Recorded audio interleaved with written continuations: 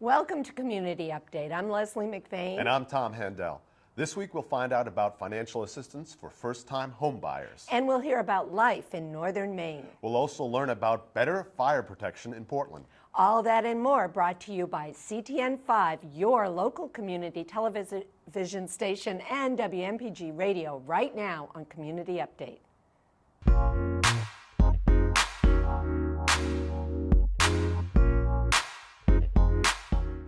Our Exchange Portland invites you to a lecture by economist Stuart Wallace of the New Economics Foundation on Friday, May 20th at the Irish Heritage Center. Mr. Wallace will speak about the Great Transition, which describes the retooling of global economies to produce good jobs for everyone while reducing social inequality. Following Dr. Wallace's lecture, there will be a Q&A session to explore local solutions. The doors open at 5 p.m. and the event is free and open to the public. For more information, go to ourexchangeportland.org. SMCC students graduating from the college's art program will have an exhibition at Whitney Artworks in Portland during the month of May. The students' work includes painting, drawing, photography, sculpture, and mixed media work. The class of 2011 is the second to graduate from SMCC with the associate degree in the art concentration program. Art lovers can view the students' work during the rest of the month of May, 20th, 21st, and 22nd from noon to 5 p.m. or by appointment. For more information, go to the college's website, smccme.edu. A new federal grant is allowing the Portland Fire Department to hire 12 firefighters and return a critical rescue vehicle to action. Brian Knobloch talked with Fire Chief Fred LaMontagne about how this money will benefit the residents of Portland. Chief, tell us about this new federal grant that we received. We received a grant from the Federal Emergency Management Agency that is specifically designed to augment fire suppression activities in the city of Portland. Our goal is to get enough resources to anywhere in the city within 4 minutes. As we all know, 4 minutes is critical in two facets. One in terms of fire suppression, but also in terms of emergency medicine, in terms of impact or irrecoverable impact to the brain and the heart after that period of time. So this grant is designed to augment that. And we've been sort of building up a deficit in terms of staffing over the past couple of years due to budget considerations, et cetera. How will this help that? Well, this will allow us to get the appropriate number of firefighters to initiate a firefighting activity and also augment our ability to handle the simultaneous emergency calls that we receive. Over 1,200 times a month, we have at least 2, if not 3, and sometimes as many as 9 simultaneous calls going on. And this extra company will give us one more tool in the toolbox to really make that difference so we don't have any sort of delay in getting to somebody within 4 minutes. And how has the firefighters been dealing with this shortfall over the past couple of years? What we've been doing is we've been adjusting our tactics in terms of fire attack. We always put life safety first, and some of the challenges that we've been left with is our methods of extinguishing the fire, gaining access to buildings, and managing multiple calls at the same time has been the challenge. So in some cases we've seen a delay in response. In other situations we've had to change the way we attack a fire, but ultimately we put life safety first and our tactics have been adjusting accordingly, and this will make us a more efficient operation to manage not only just the incident we're at, but also the other incidents that are going on at the same time. And will these new firefighters be spread across the department or in one specific area? They'll be staffing a vehicle out of Bramhall Station. We've done some time analysis in terms of response territories, and we feel Bramhall is the best location to put this truck where we can service the peninsular area where we have a very densely populated area, a lot of buildings that are very close together, and support the deering companies who are seeing an increase in call volume and are out of district quite often. So this is the heavy rescue vehicle. What sort of situations is it used in? This vehicle is used primarily for search and rescue and forcible entry at a building fire. It'll also be a specialty unit to turn around in terms of hazardous materials, specifically like carbon monoxide monitoring, gas leaks, and in that it'll also do vehicle extrication, and they'll also have the ability to do emergency medicine as well at the advanced life support level. So it'll be a very diverse truck with a lot of capacity to really fill all of the needs that we experience in a city that is as large as this. And this truck is not being used now, correct? That is correct. This vehicle has been in storage since the elimination of the positions over 2 years ago. So this is a real tangible benefit for the people of the city of Portland in terms of their safety. It really is. It allows us, again, to manage, several small incidents, 2 or 3 medium incidents, and certainly helps us for the larger incident. But it'll also be the more technical aspects will aid us in managing it, from hazardous materials to vehicle extrication. Now this grant is a 2-year grant. What happens after that? Well, as I committed to the council, and I think that the union leadership here is also in agreement, that we're going to really explore other alternatives with our neighbors, with private sector communities, to keep this very important functionality going after the 2 years of this grant. And you're also working with the fire department, firefighters union as well, is that correct? That is correct. The president of the Local 740, John Brooks, has been very cooperative, and so has their team in terms of helping us pull the information together around the grant and quantify the information that we need. And what's the timetable for getting these new fires trained and on the job? We hope to begin a recruit school in the early part of July. It'll take us approximately 25 weeks to get them trained not only in basic firefighting but also in advanced emergency medicine. And the authorized strength of the department is 205. Where will this bring us up to? Well, the 205 would be an additional 12 people, so we'd go to a position of 217 firefighters. But really, people need to recognize that we work 4 platoons, so that number gets quartered, and then we lose, because of our emergency medicine call volume, the fact that we have people dedicated to a Marine division, and we also have people that are dedicated to the jetport function. Our on-duty staff, typically dedicated to firefighting, is 30, and those 30 individuals are dispersed throughout the city, and we gain 3 additional people per platoon. So ultimately, we're moving from 30 to 33 on a given day. So overall, this will be a really big benefit for the city of Portland and their fire safety. Firefighting is a labor-intensive thing, and every set of hands makes a tremendous difference and determines the outcome of a fire. The Friends School of Portland will be holding a 5 census tour of Mackworth Island on Saturday, May 21st, starting at 10:30 a.m. The tour will be conducted by 1st and 2nd graders and will give visitors a chance to meet the teachers, explore the island, and learn more about the Friends School. There will also be a classroom visit and meeting with the teachers at 10 a.m., and a Q&A session and tour facilities will be conducted by James Grumbach, the head of school, at 11. The tours are open to the public, especially for parents who will have children entering kindergarten in the fall. For more information, call 781-6321 or go to friendschoolofportland.org. The Maine Audubon Society will be holding a Capissic Pond Friday tour on May 20th.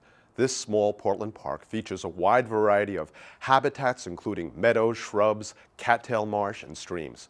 Although it's in the middle of a suburban environment, the park provides a welcome refuge for migrant and nesting birds. Staff naturalist Eric Hines will lead the tour starting at 7 a.m. at the end of Macy Street, which is the narrow dirt road off of Capissic Street. The tour is free for Audubon members and $5 for non-members. For more information, go to MaineAudubon.org. Glenna Johnson-Smith has spent her entire life in northern Maine. In her new book, Old Maine Woman, she chronicles her life in Aroostook County over the past 7 decades. I talked with her about her journey at last week's Brown Bag Lunch at the Portland Public Library. Glenna, this book, Old Maine Woman, is about your life in Maine. Yes, yes. Some of it is fiction. Most of it is my truth. Yeah. Well, your truth is probably pretty interesting.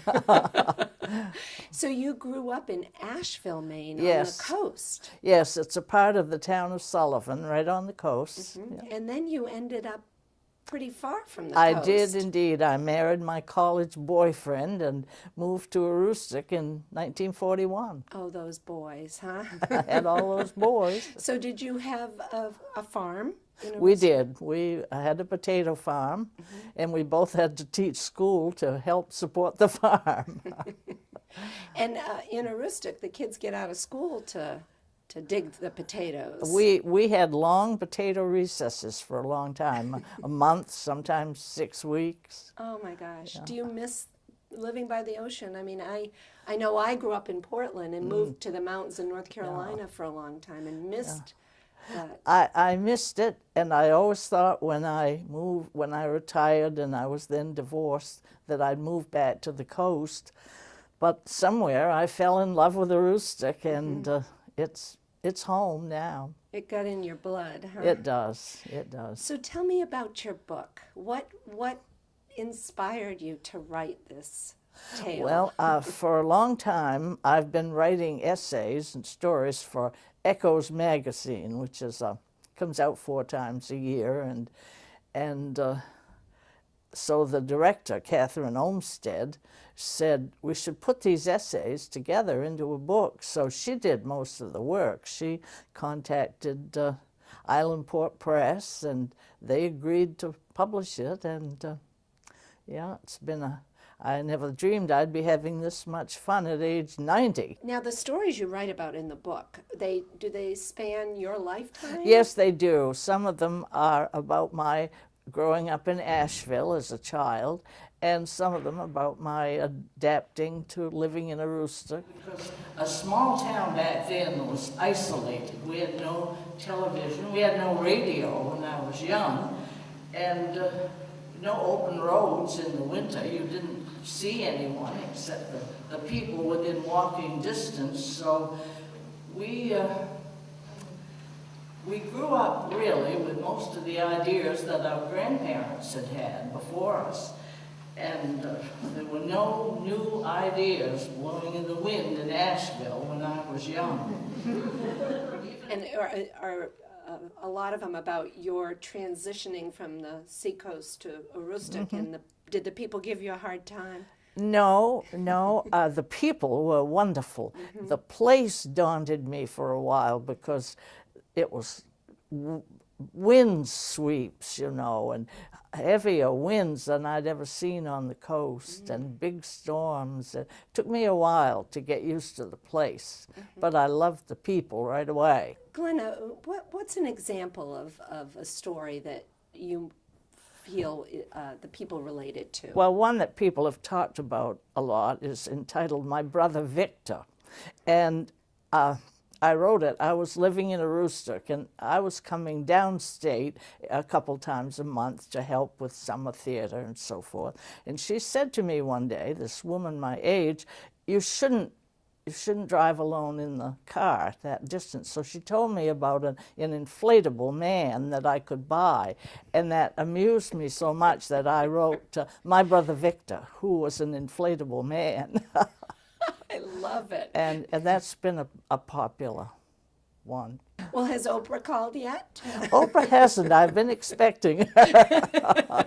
Well, we hope she does call. I think it would be quite nice to see you on national TV. The book has sold amazingly well. Nothing happens in it that's high old drama and excitement, but apparently people identify with all kinds of things happen to me, and I make fun of myself a lot, and people called and say, oh, that's just what happened to me. So they seem to identify with the ordinary. Oh, well, isn't that nice, though? Sometimes the ordinary becomes special. I hope so. Well, thank you so much. Oh, thank you. The Junior League of Portland is holding its annual meeting and dinner on Wednesday, May 25th at the Falmouth Country Club. The evening begins at 5:30 p.m. with a cocktail reception followed by dinner and the annual program from 6 to 9 p.m. The Junior League is an organization of women committed to promoting volunteerism, developing women's potential, and improving the community through effective action and leadership of its members. For more information about the annual dinner or the league, go to jlpmaine.org. The University of Southern Maine Student Nurses Association will be holding its annual Bayside Community Health Fair on Saturday, May 21st from 10 a.m. to 2 p.m. on Oxford Street in downtown Portland. USM student nurses work with the Bayside community from January through May, and they raise both money and awareness with the fair. The event starts off with a 5K run in memory of Laura Vogel, a USM nursing student who died while working to improve health in the Dominican Republic.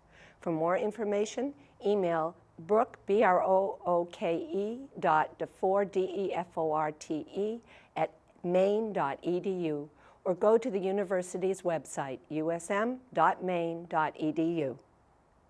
The City of Portland has a wide variety of programs to provide financial assistance to first-time homebuyers and to help existing homebuyers pay for improvements. Mary Davis, a loan officer in the Planning and Development Department, talked with Leslie about the types of help the city can provide. Mary, tell me what the city's doing right now in the Planning and Development Office. I know you're in charge of the loans. Correct. There are a lot of programs that a lot of us don't know about. Right. We often hear in our office people say, we didn't know the city had these programs, but the city's been administering housing programs with federal monies for years, 30 years, 20 years. And recently we have been trying to get the word out, trying to find different ways to market the program to let people know that we have money available. We have money available to help first-time home buyers. We have money available to help Portland property owners do repairs to their homes. We're doing a targeted effort in the East Bayside neighborhood this year, but the funds are available to any resident of the City of Portland or anyone looking to purchase a home in the City of Portland. That's wonderful. My son just recently moved to Maine, and he's living in Portland, and he is wanting to buy a house at some point. So is there an income limit for Yes. applying for these? Yes. These are funds we receive from the Federal Department of Housing and Urban Development. So the guidelines we administer come from them. From HUD. And the programs are targeted for low and moderate income households. Essentially, that means you have to be earning at or below 80% of the area median income. People always ask, well, what does that mean? Just for an example, for a single person, that number would be $40,800. So if you were earning below that as a single person, you'd be eligible for any of our programs. Oh, that's wonderful. So it opens it up to people who might think they wouldn't be able to buy a house. Exactly. And then you give them a loan as a down payment. Right. That they don't have to pay back until they sell the property. Correct. Which could be 30 years from now. Correct. Oh. Yeah, it's a great program, and it's a program that's really designed for a person or a household who would not be able to buy a home without assistance like this. And we can provide up to $30,000 to help them with a down payment or closing costs or even minor repairs to the property. And just help them get their feet on the ground and go Right. forward, because sometimes that's all people need is that little bit of help at the beginning. And the other benefit is we work with area lenders, so they're familiar with our program, and they've tailored their programs to help people who are eligible through the city. How wonderful. Now, what about the remodeling or updating their weatherization? Correct. You do that as Yes. well? Yeah. We have a different program that helps Portland property owners do repairs to their properties. That could be single-family homeowners who need to replace their furnace or maybe would like to put energy-efficient windows in their property. We also help landlords who want to do improvements to their rental units. Common improvements that people do, like I said, are heating systems, roofs. We provide an energy audit, so we can help them do energy efficiency repairs as well. In fire doors, smoke detectors, carbon monoxide detectors. We look at all of that and try and assist with that. Because all the rules have changed about what you have to have when you have a home. Correct. And especially, I suppose, with people who rent units. Correct. Now, do the landlords have to be in residence, or can they be distance landlords? No, they can be distance landlords. And what we would do in order to make a property eligible when it's rental property is we look at who's occupying the unit, because as I said before, the funds have to be geared to low and moderate income households, so the tenants would have to be low and moderate fit income into that to fit into category. the category. Oh, okay. Yeah. And the benefit with rental units is we're going to make sure that that unit meets health and safety code when we leave there. Well, we're going to have to wrap this up, unfortunately. One last question. The energy audits the city does, are those free or is there a charge? It's free when you're participating in our programs. Okay, well, it sounds wonderful, and they can go to the city website, which City is... website, portlandmaine.gov, Okay. and go to the Planning and Urban Development Department. Well, thank you so much, Mary. Thank you. This was really great. Thank you. All right, back to you, Tom. The World Affairs Council of Maine is presenting a symposium entitled East Asia and Maine's Renewable Energy Future on Thursday, May 26th at the Holiday Inn by the Bay in Portland. China, Japan, and South Korea have launched green development initiatives that are producing innovation and marketing opportunities. This symposium will explore the potential impact of these developments on Maine's alternative energy industry. Several speakers from Maine's renewable energy industries will give their perspective on these emerging energy markets. The forum will be held from 7 to 9:30 a.m. and breakfast is included. The cost is $25 for World Affairs Council members, $40 for non-members, and $15 for students. For more information, go to wacmaine.org. The Southern Maine Community College will be holding a series of sports camps this summer at its Oceanside campus in South Portland for boys and girls entering grades 4 through 9 in the fall. The program boasts an 8-to-1 ratio of staff to campers and includes baseball, basketball, and soccer with a focus on skill development. The session begins with baseball camp from June 27th to July 1st. Soccer will be the next session, followed by separate sessions for girls and boys basketball. The camp runs from 8:30 a.m. to 3:30 p.m. The cost is $190 and lunch is included. For more information, contact Matt Richards at 741-5927 or email him at mrichards@smccme.edu. The Kids First Center will be holding its annual gala and auction on Thursday, May 19th from 6 to 10 p.m. at the Woodlands Club in Falmouth. Some of the items available for auction include tickets to the PGA US Open in Bethesda, Maryland, tickets to Red Sox and Patriots games, a spa treatment, and a Thomas Moser rocker. Tickets are $75 per person, and the evening will feature entertainment by the Tony Baffa Band. The mission of the Kids First Center is to minimize the emotional and sometimes physical trauma children experience during the separation and divorce of their parents. Make your reservation and purchase raffle tickets online at kidsfirstcenter.org. The Maine Irish Heritage Center held its annual Not So Silent auction last Saturday. Seth Dussault talked with the center's board chair, Mary McAleney, about the center and the event. Well, the Maine Irish Heritage Center has a three-part mission, and it's to preserve and protect, preserve and promote Irish heritage, history, and culture in the state of Maine, and to preserve this building, this beautiful building that we're in tonight, and also to provide a gathering place for Maine's diverse cultures, as this building has always done for over 150 years. We're a heritage and a history and cultural organization, so we provide we have a genealogy program, we have a library, a lending library open to anybody in the state of Maine. We have the Irish American Club holds Irish language classes here. We have Irish dance classes here. We have pipe band lessons. We're having a Bloomsday celebration here on the 16th of June. We have book signings by Irish authors. We've got one coming up by Michael Connolly in June. And we host neighborhood organizations. And for example, later this month we have a Victorian Dolls Tea in partnership with the Victoria Mansion right down the street. This past winter we had the indoor Portland Winters Farmers Market here. So you name it, it happens here. Yeah. You mentioned something about genealogy services. What can you explain that more? Well, if you're interested in tracking your roots, be they Irish or not, of course, our experts are the Irish roots.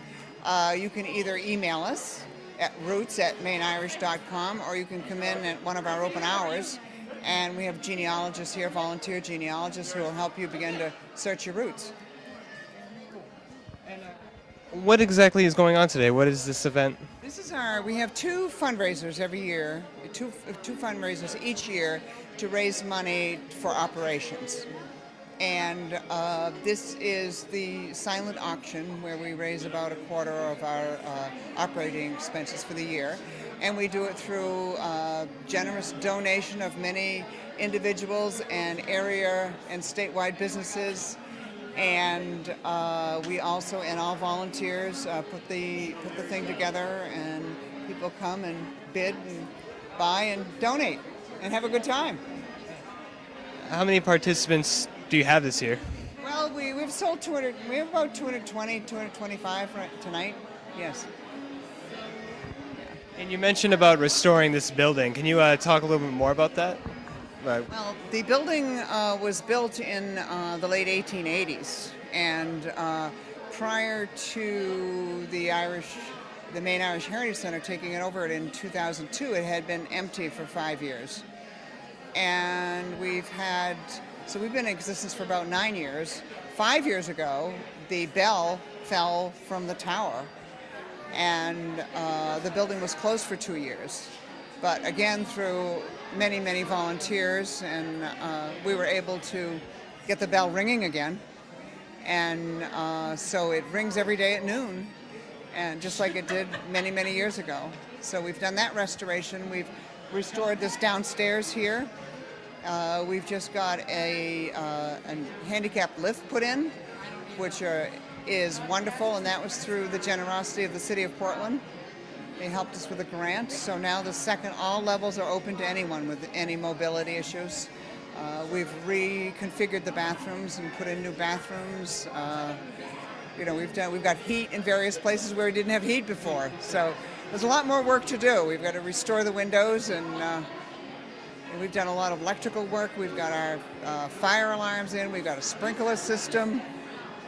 You think of everything in an old house or any old building, and those are all the things that need to be done, and those are the things that we do. Yeah.